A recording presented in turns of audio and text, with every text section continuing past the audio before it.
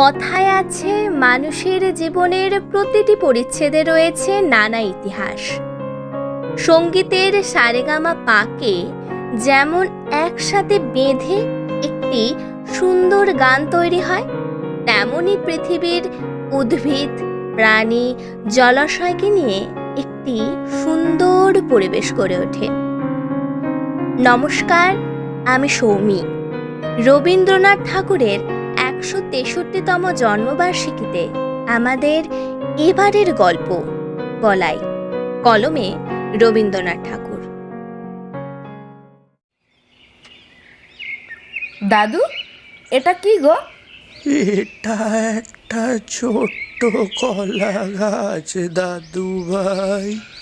গাছ? গাছ কি হাঁটতে চলতে পারে দাদু? না দাদু ভাই, তাহলে গাছ কি করে? তবে গাছ আমাদের খুব ভালো বন্ধু, জানো। রোদে ছাওয়া দেয়, খিদে পেলে ফল দেয়, ঘর বাঁধতে কাঠ দেয়, আবার বেঁচে থাকার জন্য হাওয়াও দেয়।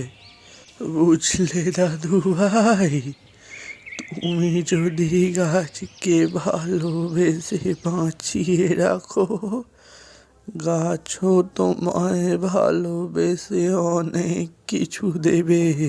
আচ্ছা দাদু, গাছের কি প্রাণ আছে?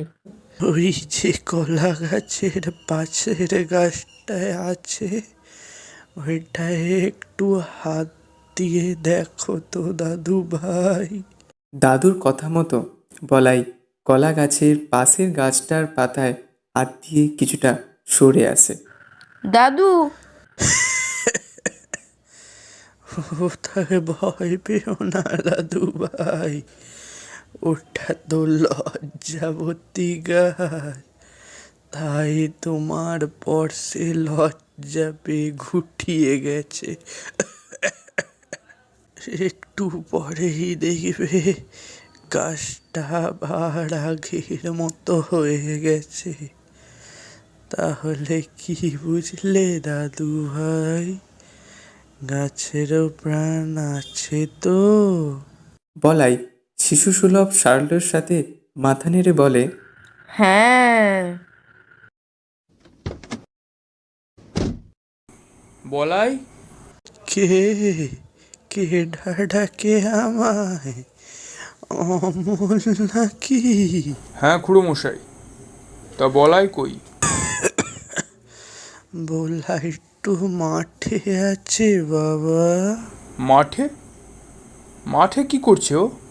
ও যে খুব গাছপালা ভালোবাসে, গাছের বুকে মাথা রেখে ও গাছের হৃদস্পন্দন শুনতে পায়, ঘাসের উপর শুয়ে ঘাসেদের নড়াচড়াও টের পায়।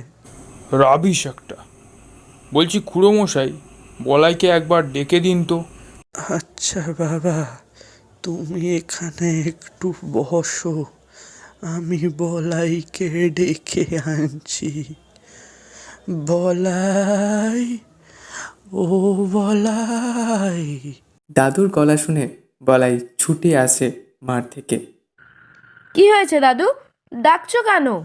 দেখ বাবা, শহর থেকে তোর সুর বাবা এসেছে।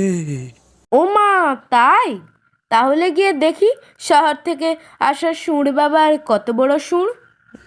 এই দেখ বলাই, এই তোর শহর থেকে আসা আপনজন। ও, এই সেই সুর বাবা? কি সুর বাবা? বাবার আগে দুখান সুর লাগিয়ে দিলেই তো কাকা হয়ে যাবে, তাই না? ডিসগাস্টিং। তা আমার যে জন্য এখানে আসা, আমার বলাইকে আমাদের কাছে রাখতে চাই।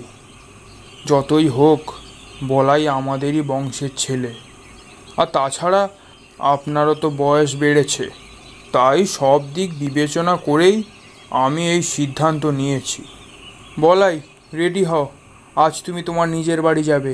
কাকাইয়ের জড়াজড়িত জলপূর্ণ চোখে বলাই বিদায় দেয় মা বাড়িকে।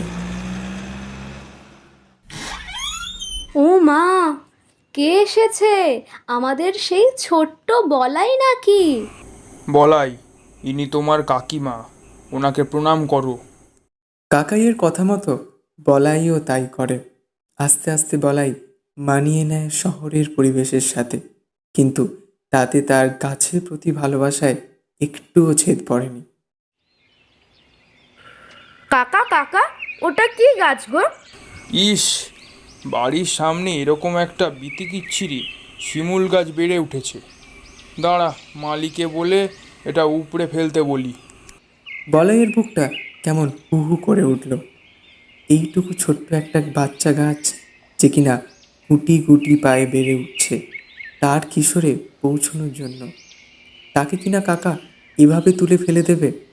বলাই ছুটে যায় তার কাকিমার কাছে। কাকিমার গলা জড়িয়ে কাঁদো কাঁদো গলায় বলাই বলে, ও কাকিমা, কাকিমা, কাকাইকে বলো না কাকাই যেন এই গাছটা না তুলে ফেলে। হ্যাঁ গো, শুনছো? বলাই খুব কান্নাকাটি করছে। ওই গাছটা রেখে দাও, তুলে ফেলো না ওটাকে। কথায় আছে না, বিয়ের পর সব পুরুষই নাকি তার বউয়ের কাছে ভেজা বেড়াল হয়ে যায়। এক্ষেত্রেও তার অন্যথা হলো না।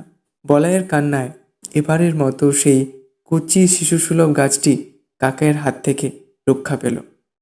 বছর 10 পরে বলাইয়ের বাবা ফিরে এলেন বিলেত থেকে। তিনি এখন বিলেতের একজন নামী ইঞ্জিনিয়ার।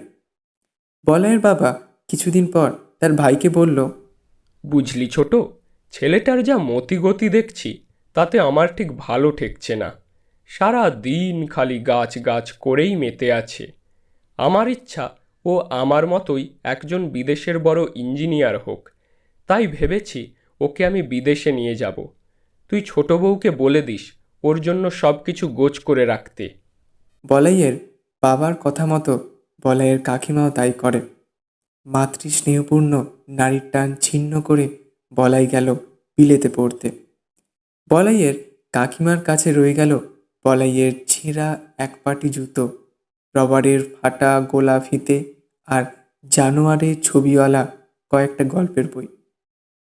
ইতিমধ্যে বলাইয়ের কাকিমা মাঝে মাঝে বলাইয়ের স্মৃতিগুলো জড়িয়ে ধরে ডুগরে কাঁদেন আর চোখ মুছেন। সময় বুঝে কাকাও লক্ষ্মী ছাড়া শিমুল গাছটিকে সাফ করে দিলেন। একদিন বলাই তার কাকিমাকে চিঠি লেখেন। শ্রীচরণেশু কাকা ও শ্রদ্ধেয় কাকিমা, এইবারে পরীক্ষার কারণে আমি বাড়ি যেতে পারছি না এবং পরীক্ষার পরেই আমি সিমলা থেকে বিদেশে যাব। তাই আমার ইচ্ছা বিদেশে যাওয়ার আগে আমার বন্ধু শিমুল গাছকে একবার দেখব। কাকিমা একটা ফটোগ্রাফ পাঠিয়ে দিও শিমুল গাছটার। হ্যাঁ গো, শুনছো? একজন ভালো ফটোগ্রাফার ডেকে আনো। বলাই তার বন্ধুর ছবি দেখতে চাইছে। বন্ধু? তা কোন বন্ধুকে দেখতে চাইছে বলাই? আরে, আমাদের বাড়ির সামনে বেড়ে ওঠা ওই কিশোর শিমুল গাছটার। কিন্তু তাকে তো আমি কয়েকদিন আগেই কেটে ফেলেছি। বলাইয়ের কাকিমার মাথায় যেন আকাশ ভেঙে পড়ল। কি? তুমি বলাইয়ের প্রতিরূপ, তারই প্রাণের প্রিয় বন্ধুকে মেরে ফেলেছো? হ্যাঁ, ওই বাড়ির সামনেই বিচ্ছিরিভাবে গাছটা বেড়ে উঠেছিল, তাই লোক ডেকেই গাছটা কেটে ফেললাম। বলাইয়ের কাকিমা ঘরে ঢুকে কপার দিলেন আর 2 দিন অন্ন গ্রহণ করলেন না এবং অনেক দিন পর্যন্ত কাকার সঙ্গে একটি কথাও কইলেন না।